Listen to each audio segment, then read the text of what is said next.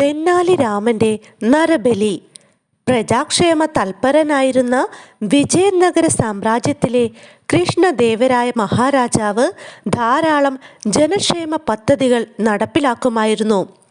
വളരെ കാലമായിട്ടുള്ള അദ്ദേഹത്തിൻ്റെ ആഗ്രഹമായിരുന്നു തുംഗഭദ്ര നദിക്ക് കുറുകെ ഒരു പാലം നിർമ്മിക്കുക എന്നത്. അതിനായി പല സാങ്കേതിക വിദഗ്ധന്മാരെയും നാട്ടിലേക്ക് ക്ഷണിച്ചു വരുത്തുകയും അവർ ആവശ്യപ്പെട്ട സാധന സാമഗ്രികളെല്ലാം വാങ്ങിച്ചു കൊടുക്കുകയും ചെയ്തു. എന്നാൽ അനേകം ആളുകളുടെ നിരന്തര പരിശ്രമത്താൽ കെട്ടിപ്പടുത്തുണ്ടാക്കിയ പാലം മാസങ്ങൾക്കുള്ളിൽ തകർന്നു വീഴുകയാണുണ്ടായത്. അത് കൃഷ്ണദേവരായർക്ക് വളരെ സങ്കടമുണ്ടാക്കിയ സംഭവമായിരുന്നു. നരബലി കൊടുക്കാതെ പാലം പണി തീർത്തതിനാലാണ് അത് തകർന്നു വീണതെന്നായിരുന്നു പലരുടെയും അഭിപ്രായം. കാട്ടിലും മേട്ടിലും നദിക്കരയിലും ഭൂതത്താന്മാരുടെ അധിവാസം ഉണ്ടായിരിക്കുന്നതാണ്.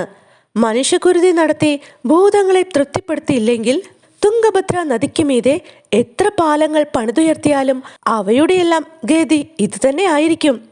ജനങ്ങളുടെ അഭിപ്രായത്തിന് പിന്തുണ പ്രഖ്യാപിച്ചുകൊണ്ട് പല തൽപര കക്ഷികളും മഹാരാജാവിന് എതിരായി രംഗപ്രവേശനം ചെയ്തു. ലക്ഷ്യബോധമില്ലാതെ ജനങ്ങളിൽ നിന്ന് പിരിച്ചെടുത്തുണ്ടാക്കുന്ന ഖജനാവിലെ പണം കൃഷ്ണദേവരായർ ദുർവിനിയോഗം ചെയ്യുകയാണെന്ന് വരെ ആരോപണങ്ങൾ ഉയർന്നു. എല്ലാം കൊണ്ടും സ്വസ്ഥത നഷ്ടപ്പെട്ട മഹാരാജാവ് ദുഃഖിതനായി. നരബലി നടത്തുകയെന്നത് പൈശാചിക പ്രവൃത്തിയാണ്. നിരപരാധിയായ ഒരു മനുഷ്യനെ പിടിച്ച് ഭൂതങ്ങളെ തൃപ്തിപ്പെടുത്തുന്നതിനായി കുരുതി കൊടുക്കുകയോ? പാലം പണി തീർക്കേണ്ടത് ആവശ്യമെങ്കിൽ രാജധർമ്മം കാത്തുരക്ഷിക്കുന്നതിന് നിരപരാധിയായ ഒരു മനുഷ്യനെ കൊലപ്പെടുത്താതിരിക്കുക എന്നത് അത്യന്താപേക്ഷിതമാണ്.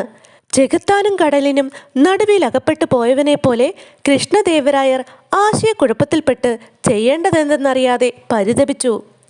മഹാരാജാവിൻ്റെ മാനസികാവസ്ഥ കണ്ടറിഞ്ഞിട്ടെന്നതുപോലെ അദ്ദേഹത്തെ സമീപിച്ച് തെന്നാലി രാമൻ ചോദിച്ചു, പ്രഭു, അസ്ഥാനത്തുള്ള അങ്ങയുടെ ഈ അസ്വസ്ഥതയ്ക്ക് കാരണമെന്താണാവോ?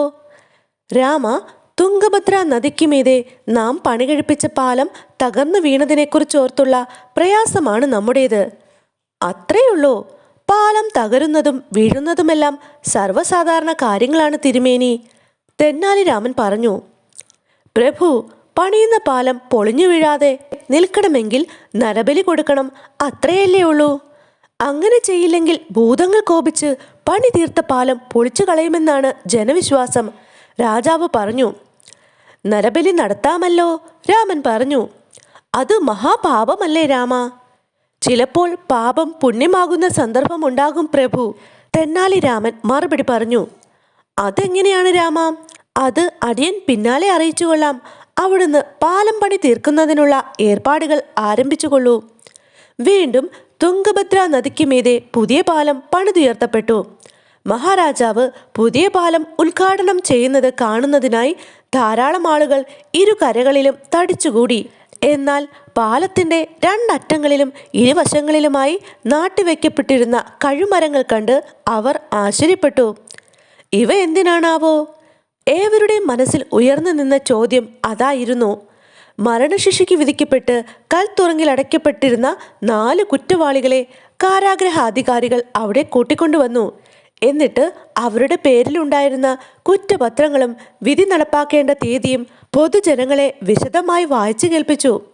ആ കുറ്റവാളികളുടെ മരണശിക്ഷ നടപ്പാക്കേണ്ട ദിവസം അന്ന് തന്നെ ആയിരുന്നു. രാജാവിൻ്റെ പ്രതിനിധിയായ തെന്നാലി രാമൻ പറഞ്ഞു, ജനങ്ങളെ, നരബലി സമർപ്പിക്കാത്തതിനാൽ ഭൂതങ്ങൾ കോപിച്ച് പാലം തകർത്തു കളഞ്ഞതാണെന്ന് ഇനി നിങ്ങൾ ആശങ്കപ്പെടേണ്ട. ഇവിടെ ഹാജരാക്കപ്പെട്ടിട്ടുള്ള കുറ്റവാളികളുടെ കൃത്യങ്ങളും ശിക്ഷ നടപ്പാക്കേണ്ട ദിവസവും നിങ്ങൾ അറിഞ്ഞു കാണുമല്ലോ. ഇതാ, ഒരാൾക്ക് പകരമായി 4 മനുഷ്യരെ ഭൂതത്താന്മാരുടെ തൃപ്തിക്കായി ബലി കഴിക്കുവാൻ പോവുകയാണ്. ഇനി പാലം തകരുകയില്ല. ആ പാലം നിങ്ങളുടെ യാത്രാ സൗകര്യത്തിനായി നമ്മുടെ പൊന്ന് തിരുമനസ് പണി കഴിപ്പിച്ചിട്ടുള്ളതാണ്. മഹാരാജാവ് വിജയിക്കട്ടെ. ജനങ്ങൾ ഒന്നടങ്കം കൃഷ്ണദേവരായർക്ക് വിജയാശംസകൾ നേർന്നു.